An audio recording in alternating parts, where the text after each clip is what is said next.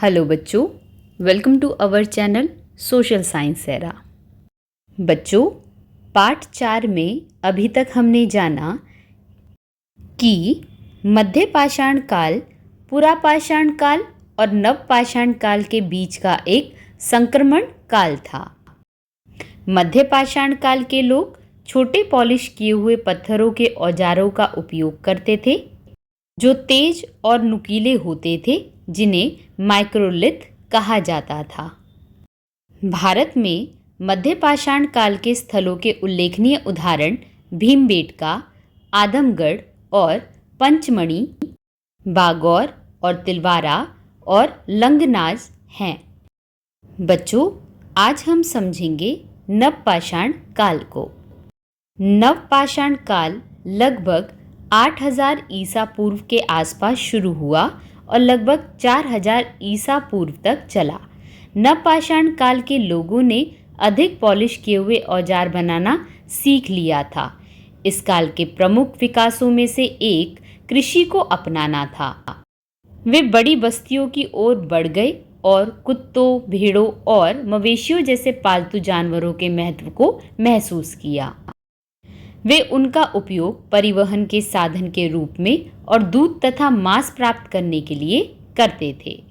आइए अब समझते हैं नवपाषाण क्रांति को। बच्चों, नवपाषाण क्रांति 8000 से 4000 ईसा पूर्व तक खानाबदोश शिकार और संग्रहण से स्थायी कृषि की ओर एक बुनियादी बदलाव था। इसमें पौधों और जानवरों का घरेलूकरण, स्थायी बस्तियां, पॉलिश किए हुए पत्थर के औजार का उपयोग, मिट्टी के बर्तन, जनसंख्या वृद्धि और सामाजिक जटिलता देखी गई। मनुष्यों ने गेहूं, जौ, चावल जैसी फसलों की खेती शुरू की और भोजन, श्रम तथा संसाधनों के लिए भेड़, बकरी और मवेशियों जैसे जानवरों को पालना शुरू किया। बच्चों, नवपाषाण युग में मनुष्य ने चुपचाप अपने भाग्य को फिर से लिखा, राजाओं या सेनाओं के साथ नहीं, बल्कि बीज, आग और धैर्य के साथ। पहली बार लोगों ने भोजन का पीछा करना बंद कर दिया और उसे उगाना शुरू किया, जिससे जंगली भूमि साझा स्मृति और नाजुक गांव में बदल गई, जो घर के पहले विचारों के रूप में उभरे। पत्थर के औजार और अधिक तेज हो गए, हाथ स्थिर हो गए और जीवन की गति इतनी धीमी हो गई कि कहानियों, रीति रिवाजों और अपनेपन के अस्तित्व को जगह मिली। यह एक स्व क्रांति थी।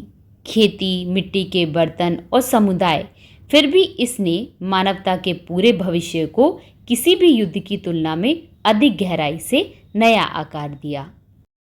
तो बच्चों, पाठ 4 में आज हमने नवपाषाण युग को समझा। नवपाषाण युग में और क्या बदलाव हुए, उसे जानने के लिए चैनल के साथ जुड़े रहें। धन्यवाद।